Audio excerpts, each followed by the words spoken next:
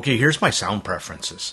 I like a variety of different tunings, but really what gets my juices flowing, starting from the lower octaves, is in the bass. I like my bass punchy, tight, fast with a kick. I like a little bit of energy down there, maybe a little bit of warmth, but not too much getting into bass bleeding. It's got to have enough weight to make male vocals, make piano, cello, percussions, have the right tonality.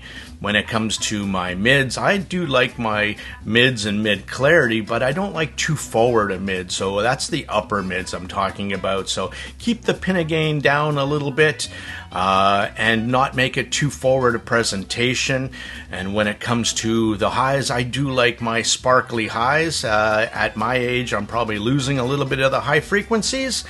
But not too much where it's sibilant and in your face. So that's what I like.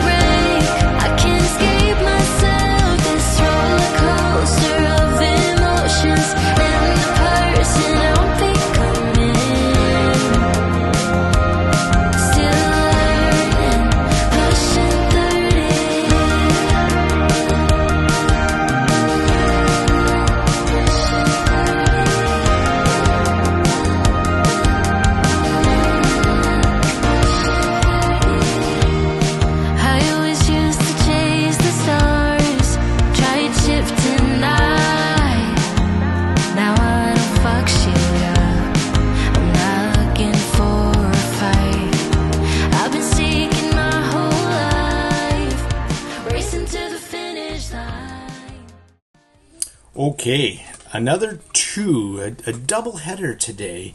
And actually, I'm going to squeeze this one in. So this is on two TRN models. One where the V90 Pro came out a little while ago. I didn't do a review on it because, quite honestly, it wasn't. I don't like it. It's not for me. Does it make it bad? No. It's just not for me, and it's really hard for me to listen to. There's just the other part of this doubleheader is the Jaws, again from TRN. So a step up considerably from the V90 Pro. Had 2 dynamic drivers and 4 non-branded balanced armatures. A lot of manufacturers these days are not.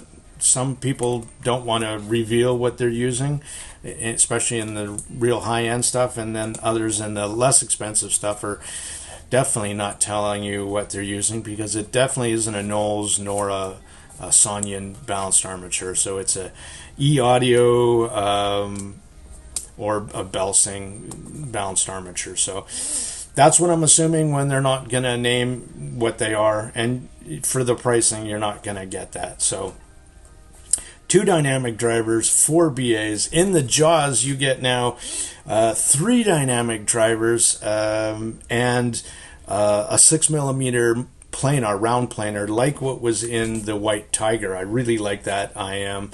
And 4 balanced armatures. A lot of drivers.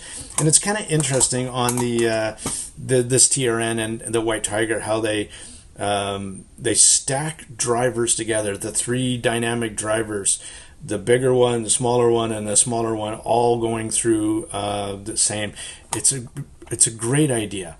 And here, I mean, it gets my juices flowing is when I see, you know, beryllium for the dynamic driver, and then a PU for the mids, and then a metal dome for the highs. And I think, oh, that's all going in the right direction.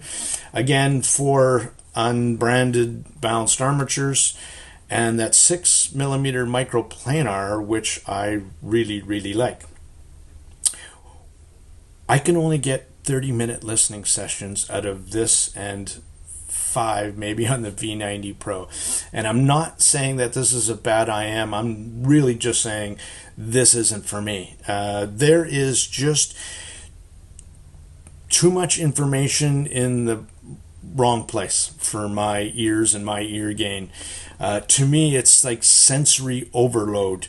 And though it doesn't graph horribly, for me, there's just some warning signs. And again, maybe it's the combination of all the drivers together and the tuning, but I really tried to like it, but I can't. Not at $130.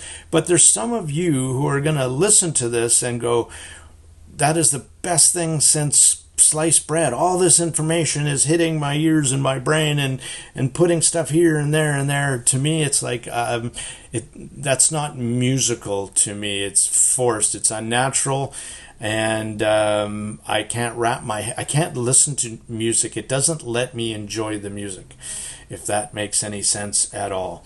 It's got so much stuff going for it, though. I mean, the smoky TRN case, this really nice 2-core cable, which I really like. The looks, the design, nozzle. It has tons going for the Jaws. It really does. But for me, I like the White Tiger better. And I really liked what that 6mm planar does into the top end.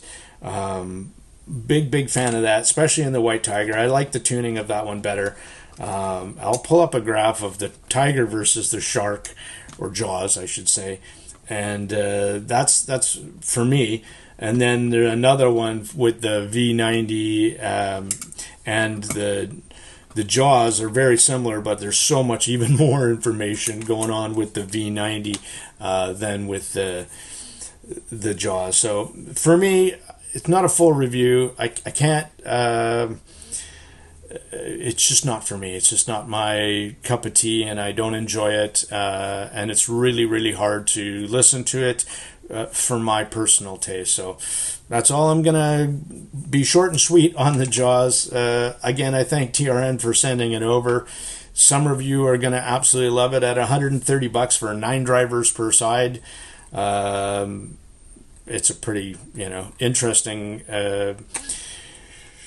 but you'd have to, I wouldn't blind buy this one. I'd see if you can borrow it from somebody and take a listen to it, or if you know your sound preferences and you do like a whole lot more upper mids and treble energy up top, and you already know this, with a good dose of bottom end, the Jaws might be for you. But for me, it is not.